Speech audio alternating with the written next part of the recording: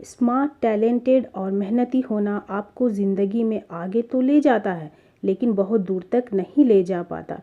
जब अपने गोल्स तक पहुंचने और सक्सेसफुल होने की बात आती है, तो आपको बहुत डिसिप्लिन होने की ज़रूरत है।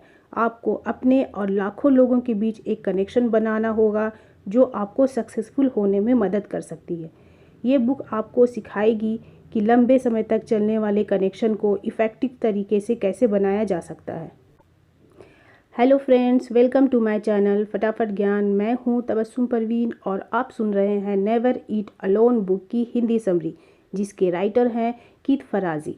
कीथ फराजी एक बेस्ट सेलिंग ऑथर, बिजनेसमैन हैं। वो फेराजीज ग्रीन लाइट के चेयरमैन भी है। ऑथर कहते हैं, क्या आप लोगों से जुड़ने के बजाय अकेला रहना पसंद करते हैं ताकि आप पर किसी का भार ना हो?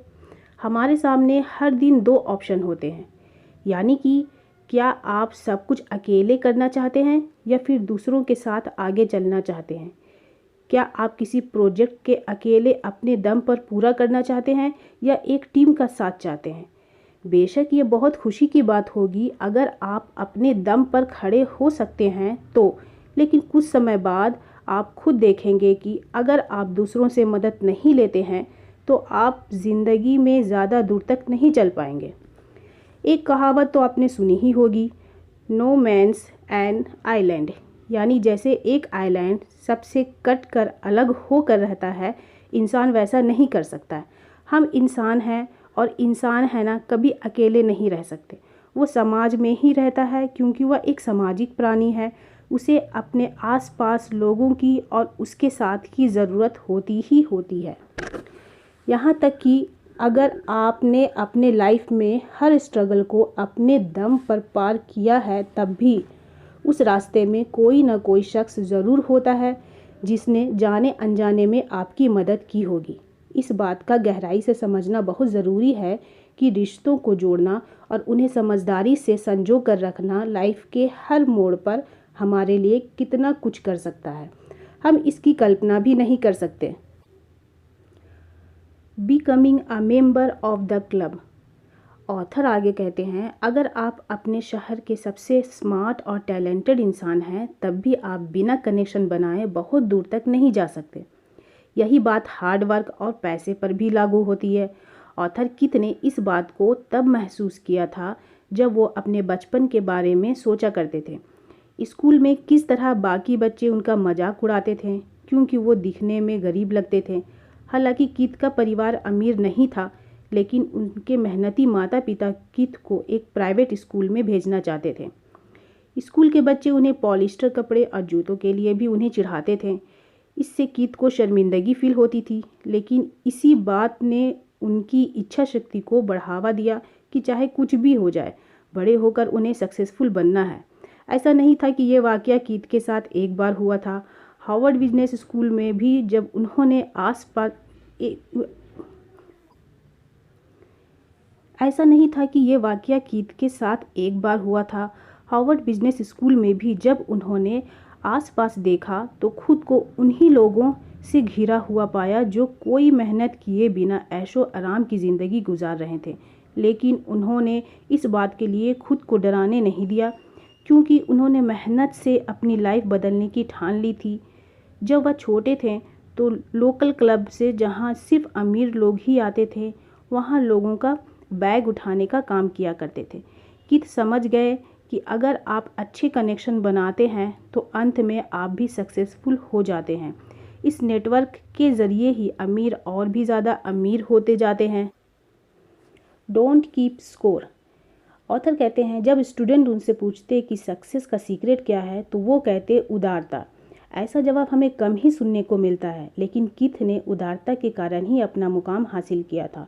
ऑथर ने अपने बचपन को याद करते हुए कहा कि अगर एक इंसान ने उनकी मदद नहीं की होती तो उन्हें शहर के सबसे अच्छे प्राइवेट स्कूल में स्कॉलरशिप कभी नहीं मिलती।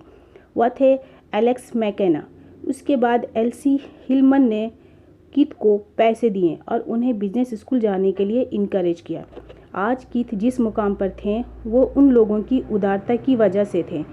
ऐसी मदद को स्वीकार करना ज़्यादातर लोगों के लिए एक मुश्किल चीज़ होती है, क्योंकि वो किसी से कुछ लेना नहीं चाहते, इसीलिए आपको उस उदारता को स्वीकार करने के लिए तैयार रहना होगा। मदद सीधे आसमान से आपकी गोद में नहीं आ जाएगी, इसके लिए आपको तलाश करनी होगी। मदद मांगने में या जॉब मांगने में हमें शर्म महसूस नहीं करनी चाहिए। याद रखें, अमीर इसलिए होते जाते हैं क्योंकि वो दूसरों के साथ जुड़ने के महत्व को समझते हैं। अगर आप सक्सेसफुल होना चाहते हैं तो पहले इस गिनती को बंद करें कि आपने कितने लोगों से मदद मांगी। दूसरा, अगर आपको दूसरों से मदद लेना इसलिए अच्छा नहीं लगता क्योंकि आप सोचते हैं कि आपको भी बदले में कुछ लौटाना होगा, तो आप अपना नज़रिया, अपनी सोच को बदलें। अगर आप अपनी सोच नहीं बदलेंगे ना, तो आप कभी भी अपना कनेक्शन दूसरों से नहीं बना पाएंगे। नेवर ईट अलोन। रिश्ते बनाने का एक गोल्डन रूल यह भी होता है कि आपको कभी भी गायब नहीं होना चाहिए। अपने कनेक्शन के नेटवर्क में हमेशा एक्टिव बने रहे, क्योंकि आप सिर्फ अपने और लोगों के बीच का कनेक्शन ही नहीं बना रहे हैं, बल्कि आप उनके साथ अपने रिश्तों को अच्छा और मजबूत भी कर रहे हैं। कित के कई कनेक्शन आगे चलकर ज़िंदगी भर की दोस्ती में बदल गए थे। कित हमेशा लोगों की मदद करते रहते थे।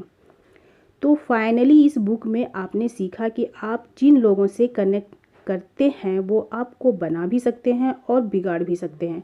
अमीर इसलिए और अमीर होते जाते हैं क्योंकि वह जानते हैं कि कनेक्शन बनाना और उन्हें मजबूत करना ही उनके लिए अनगिनत मौक़ों के दरवाजे खोल सकता है।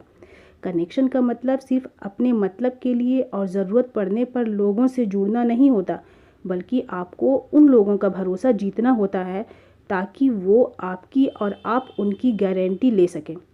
लोगों के साथ जुड़ना ना दो तरफा रिश्ता होता है, जहां अगर वो आपकी मदद करते हैं तो आपको भी उनकी मदद करनी चाहिए। इसीलिए कनेक्शन बनाने और उन्हें बेहतर करने में अपना समय इन्वेस्ट करें और ये इन्वेस्ट कभी भी वेस्ट नहीं जाएगी, क्योंकि आपके जितने ज़्यादा कनेक्शन होंगे ना, उतने ही ज़्यादा आपको मौके भी मिलेंगे। और अगर आपने खुद को डिसिप्लिन में रखा तो सक्सेस आपके पास झक मार कर आएगी। यहीं पे होती है इस समरी के एंड।